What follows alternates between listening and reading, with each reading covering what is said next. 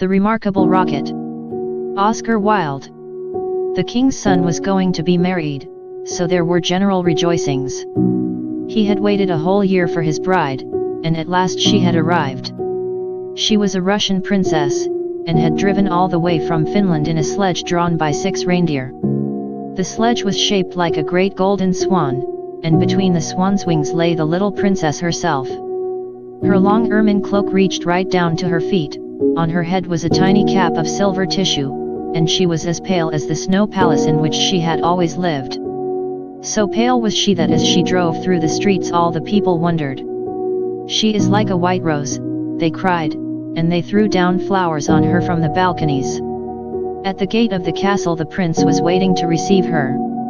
He had dreamy violet eyes, and his hair was like fine gold. When he saw her he sank upon one knee, and kissed her hand. "Your picture was beautiful," he murmured, "but you are more beautiful than your picture," and the little princess blushed. "She was like a white rose before," said a young page to his neighbor, "but she is like a red rose now," and the whole court was delighted. For the next 3 days everybody went about saying, "White rose, red rose, red rose, white rose," and the king gave orders that the page's salary was to be doubled. As he received no salary at all, this was not of much use to him, but it was considered a great honor, and was duly published in the court gazette. When the 3 days were over the marriage was celebrated. It was a magnificent ceremony, and the bride and bridegroom walked hand in hand under a canopy of purple velvet embroidered with little pearls. Then there was a state banquet, which lasted for 5 hours. The prince and princess sat at the top of the great hall and drank out of a cup of clear crystal. Only true lovers could drink out of this cup, for if false lips touched it, it grew grey and dull and cloudy. "It's quite clear that they love each other," said the little page, "as clear as crystal," and the king doubled his salary a second time. "What an honor!" cried all the courtiers. After the banquet there was to be a ball. The bride and bridegroom were to dance the rose dance together, and the king had promised to play the flute. He played very badly, but no one had ever dared to tell him so, because he was the king. Indeed, he knew only 2 airs, and was never quite certain which one he was playing, but it made no matter, for, whatever he did, everybody cried out, "Charming, charming." The last item on the program was a grand display of fireworks, to be let off exactly at midnight. The little princess had never seen a firework in her life, so the king had given orders that the royal pyrotechnist should be in attendance on the day of her marriage. "What are fireworks like?" she had asked the prince, one morning, as she was walking on the terrace. "They are like the aurora borealis," said the king, who always answered questions that were addressed to other people, only much more natural. "I prefer them to stars myself, as you always know when they are going to appear, and they are as delightful as my own flute playing. You must certainly see them." So at the end of the king's garden a great stand had been set up, and as soon as the royal pyrotechnist had put everything in its proper place, the fireworks began to talk to each other. "The world is certainly very beautiful," cried a little squib. "Just look at those yellow tulips. Why, if they were real crackers they could not be lovelier. I am very glad I have traveled. Travel improves the mind wonderfully, and does away with all one's prejudices." "The king's garden is not the world, you foolish squib," said a big Roman candle. "The world is an enormous place, and it would take you 3 days to see it thoroughly." "Any place you love is the world to you," exclaimed a pensive Catherine Wilde, who had been attached to an old deal box in early life, and prided herself on her broken heart. "But love is not fashionable anymore, the poets have killed it. They wrote so much about it that nobody believed them, and I am not surprised. True love suffers, and is silent. I remember myself once, but it is no matter now. Romance is a thing of the past." "Nonsense," said the Roman candle, "romance never dies. It is like the moon, and lives forever. The bride and bridegroom, for instance, love each other very dearly. I heard all about them this morning from a brown paper cartridge, who happened to be staying in the same drawer as myself, and knew the latest court news." But the Catherine Wilde shook her head. "Romance is dead, romance is dead, romance is dead," she murmured. She was one of those people who think that, if you say the same thing over and over a great many times, it becomes true in the end. Suddenly, a sharp, dry cough was heard, and they all looked round. It came from a tall, supercilious-looking rocket, who was tied to the end of a long stick. He always coughed before he made any observation, so as to attract attention.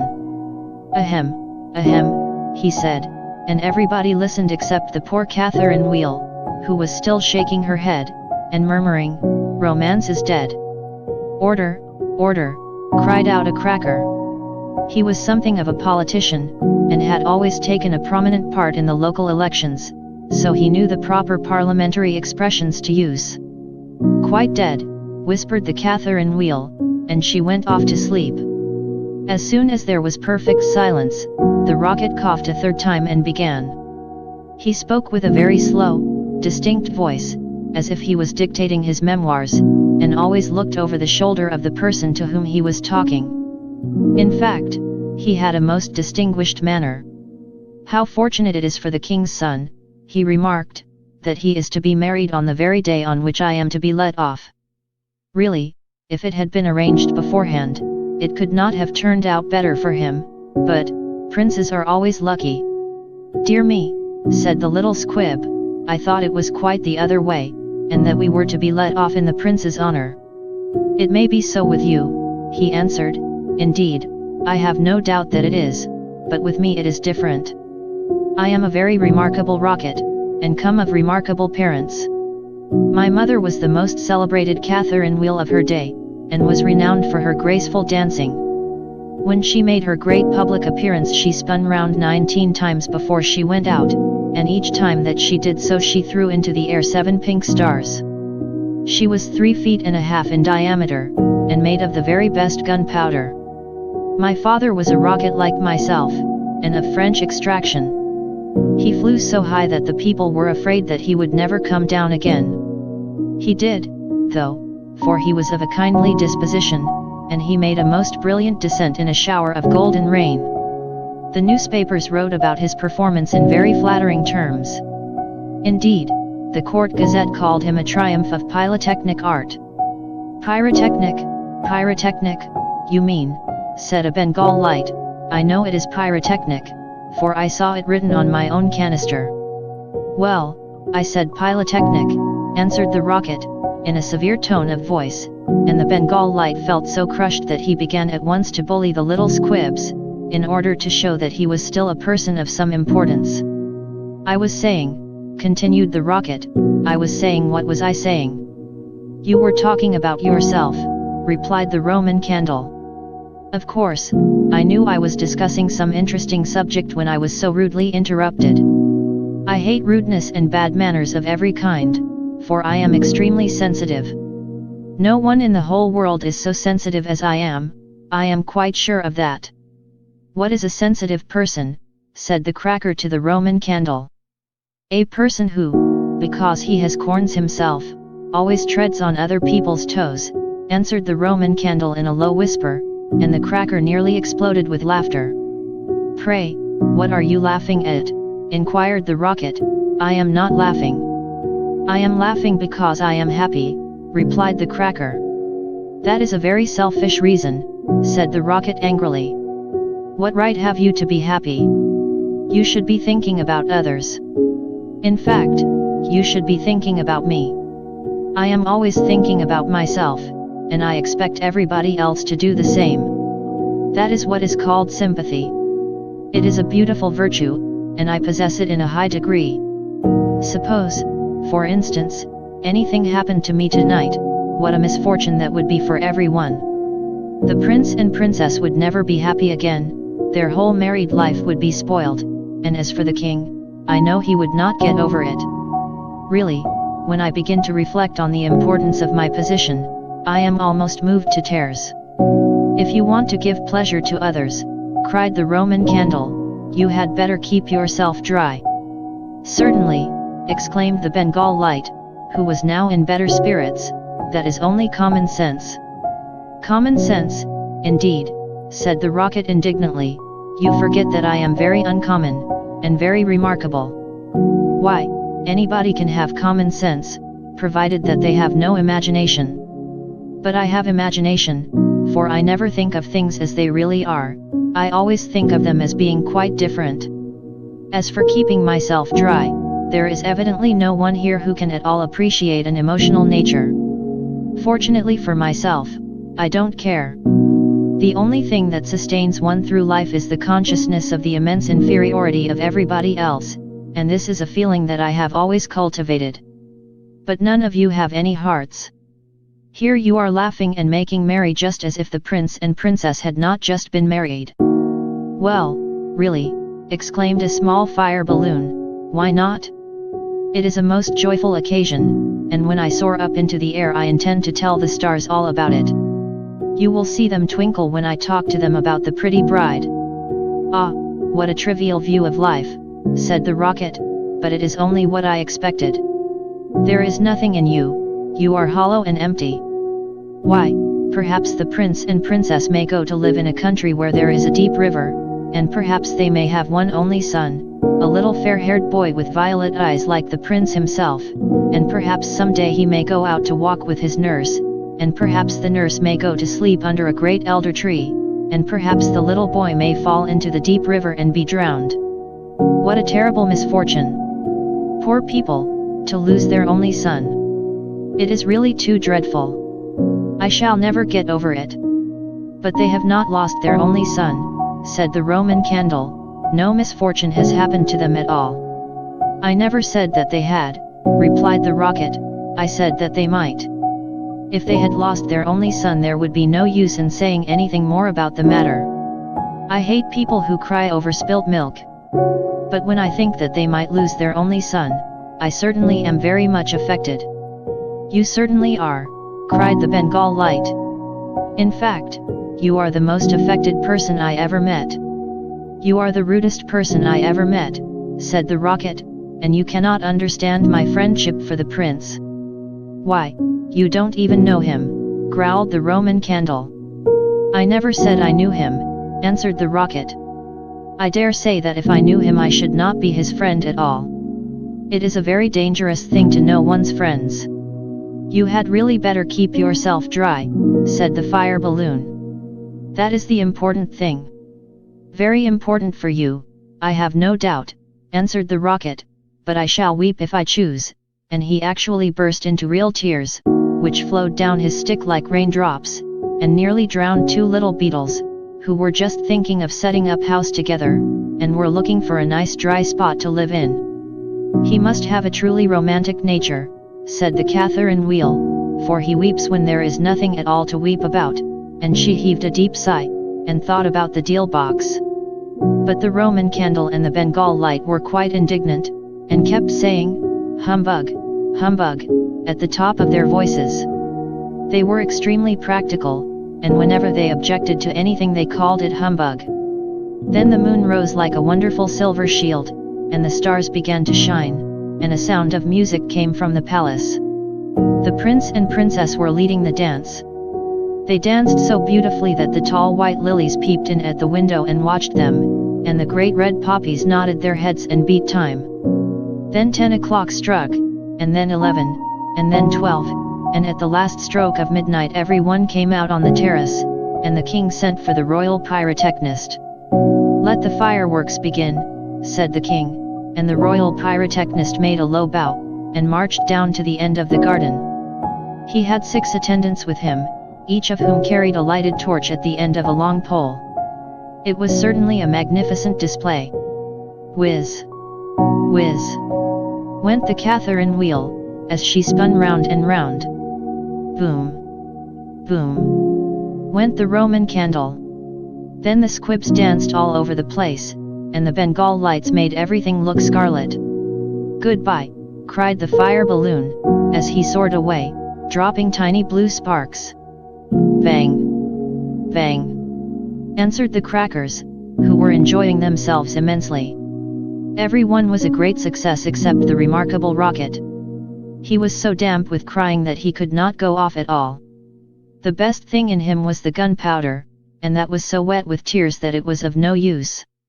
All his poor relations, to whom he would never speak, except with a sneer, shot up into the sky like wonderful golden flowers with blossoms of fire. Huzzah! Huzzah! Cried the court, and the little princess laughed with pleasure. I suppose they are reserving me for some grand occasion, said the rocket. No doubt that is what it means, and he looked more supercilious than ever. The next day the workmen came to put everything tidy. This is evidently a deputation, said the rocket. I will receive them with becoming dignity. So he put his nose in the air, and began to frown severely as if he were thinking about some very important subject. But they took no notice of him at all till they were just going away. Then one of them caught sight of him. Hello, he cried, what a bad rocket, and he threw him over the wall into the ditch. Bad rocket? Bad rocket, he said, as he whirled through the air. Impossible. Grand rocket, that is what the man said. Bad and grand sound very much the same, indeed they often are the same, and he fell into the mud. It is not comfortable here, he remarked, but no doubt it is some fashionable watering place, and they have sent me away to recruit my health. My nerves are certainly very much shattered, and I require rest. Then a little frog, with bright jeweled eyes, and a green mottled coat, swam up to him. A new arrival, I see, said the frog. Well, after all there is nothing like mud. Give me rainy weather and a ditch, and I am quite happy. Do you think it will be a wet afternoon? I am sure I hope so, but the sky is quite blue and cloudless. What a pity. Ahem, ahem, said the rocket, and he began to cough. What a delightful voice you have, cried the frog. Really it is quite like a croak, and croaking is of course the most musical sound in the world. You will hear our glee club this evening. We sit in the old duck pond close by the farmer's house, and as soon as the moon rises we begin. It is so entrancing that everybody lies awake to listen to us. In fact, it was only yesterday that I heard the farmer's wife say to her mother that she could not get a wink of sleep at night on account of us. It is most gratifying to find oneself so popular. Ahem, ahem, said the rocket angrily. He was very much annoyed that he could not get a word in. A delightful voice, certainly, continued the frog. I hope you will come over to the duck pond. I am off to look for my daughters. I have 6 beautiful daughters, and I am so afraid the pike may meet them. He is a perfect monster, and would have no hesitation in breakfasting off them. Well, goodbye, I have enjoyed our conversation very much, I assure you. Conversation, indeed, said the rocket. You have talked the whole time yourself. That is not conversation. Somebody must listen, answered the frog, and I like to do all the talking myself. It saves time, and prevents arguments. But I like arguments, said the rocket. I hope not, said the frog complacently. Arguments are extremely vulgar, for everybody in good society holds exactly the same opinions. Goodbye a second time, I see my daughters in the distance, and the little frog swam away. You are a very irritating person, said the rocket, and very ill-bred. I hate people who talk about themselves, as you do, when one wants to talk about oneself, as I do. It is what I call selfishness, and selfishness is a most detestable thing, especially to anyone of my temperament, for I am well known for my sympathetic nature. In fact, you should take example by me, you could not possibly have a better model. Now that you have the chance you had better avail yourself of it, for I am going back to court almost immediately. I am a great favorite at court, in fact, the prince and princess were married yesterday in my honor. Of course you know nothing of these matters, for you are a provincial. There is no good talking to him, said a dragonfly, who was sitting on the top of a large brown bulrush, no good at all, for he has gone away. Well, that is his loss, not mine, answered the rocket. I am not going to stop talking to him merely because he pays no attention. I like hearing myself talk. It is one of my greatest pleasures. I often have long conversations all by myself, and I am so clever that sometimes I don't understand a single word of what I am saying." "Then you should certainly lecture on philosophy," said the dragonfly, and he spread a pair of lovely gauze wings and soared away into the sky. "How very silly of him not to stay here," said the rocket. "I am sure that he has not often got such a chance of improving his mind. However, I don't care a bit. Genius like mine is sure to be appreciated someday," and he sank down a little deeper into the mud. After some time a large white duck swam up to him. She had yellow legs, and webbed feet, and was considered a great beauty on account of her waddle. "Quack, quack, quack," she said. "What a curious shape you are. May I ask, were you born like that, or is it the result of an accident?" "It is quite evident that you have always lived in the country," answered the rocket, "otherwise you would know who I am. However, I excuse your ignorance. It would be unfair to expect other people to be as remarkable as oneself. You will no doubt be surprised to hear that I can fly up into the sky, and come down in a shower of golden rain." "I don't think much of that," said the duck, "as I cannot see what use it is to anyone. Now, if you could plow the fields like the ox, or draw a cart like the horse, or look after the sheep like the collie dog, that would be something." "My good creature," cried the rocket in a very haughty tone of voice, "I see that you belong to the lower orders. A person of my position is never useful. We have certain accomplishments, and that is more than sufficient. I have no sympathy myself with industry of any kind, least of all with such industries as you seem to recommend. Indeed, I have always been of opinion that hard work is simply the refuge of people who have nothing whatever to do." "Well, well," said the duck, who was of a very peaceable disposition, and never quarreled with anyone, "everybody has different tastes. I hope, at any rate, that you are going to take up your residence here." "Oh, dear no," cried the rocket. "I am merely a visitor, a distinguished visitor. The fact is that I find this place rather tedious. There is neither society here, nor solitude. In fact, it is essentially suburban. I shall probably go back to court, for I know that I am destined to make a sensation in the world." "I had thoughts of entering public life once myself," remarked the duck. "There are so many things that need reforming. Indeed, I took the chair at a meeting some time ago, and we passed resolutions condemning everything that we did not like. However, they did not seem to have much effect. Now I go in for domesticity, and look after my family. I am made for public life," said the rocket, "and so are all my relations, even the humblest of them. Whenever we appear we excite great attention. I have not actually appeared myself, but when I do so it will be a magnificent sight. As for domesticity, it ages one rapidly, and distracts one's mind from higher things." "Ah, the higher things of life, how fine they are," said the duck, "and that reminds me how hungry I feel," and she swam away down the stream, saying, "Quack, quack, quack." Come back," screamed the rocket, "I have a great deal to say to you," but the duck paid no attention to him. "I am glad that she has gone," he said to himself, "she has a decidedly middle-class mind," and he sank a little deeper still into the mud, and began to think about the loneliness of genius, when suddenly two little boys in white smocks came running down the bank, with a kettle and some faggots. "This must be the deputation," said the rocket, and he tried to look very dignified. "Hello," cried one of the boys, "look at this old stick. I wonder how it came here," and he picked the rocket out of the ditch. "Old stick," said the rocket, "impossible.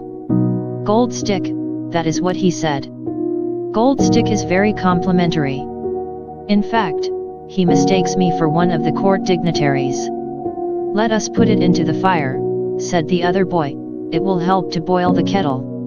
So they piled the faggots together, and put the rocket on top, and lit the fire.